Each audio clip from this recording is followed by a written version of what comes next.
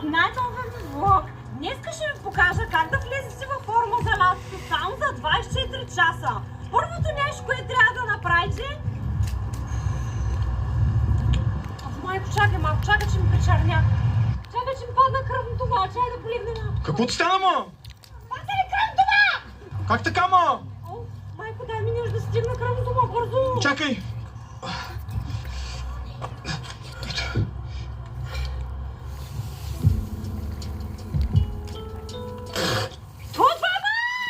Айде със сол да ти дигне малко кръвното, ма! Аз да не съм крава, че да пия мляко, ма! И не да снимаш там, ти нормално ли си, ма? Искаш да умра ли, ма? То ще умираш, ма! Майко, много добре знаеш, че от лактозата на млякото ми са подола корема. Разкарай го това реално тук преди да се превъртяла. Бе, кой искаш да ти дам, ма?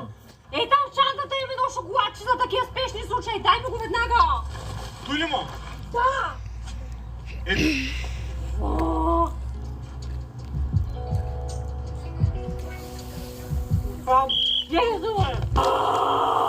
Здравейте, приятели! Сега сигурно се чуете защо съм в басейна. Защо ти до сега плуваш 200 метра спринт. Ох, колко съм изморена вече. Движението е най-добрият начин да свалите излишни килограми.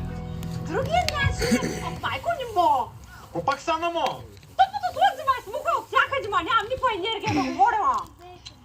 Дай ми оттам от това чантичката с плажното масло и другите работи. Чантичката ти е върху тебе, ма! Ей, къде не ли виждаш? Ма виждаш чантичка, ма тъс ми е за друго, ма! Нека се замисля, че тъж ще свърши работа. Чакай.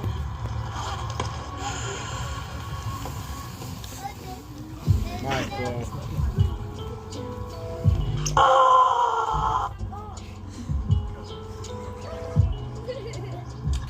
Майко, айде дай ми чантата с плажното масло, че не държам вече, ма!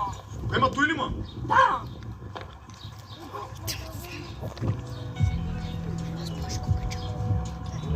Кирилке, какво е това плажно масло, ма? Какво правиш, ма? Правя каквото си искам, ма! Сметка ли държиш, ма? Са наяди, ма!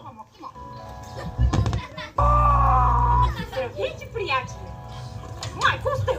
Направо ви писна. Какво ще правя за отслабване? От добрите айряни, дед ми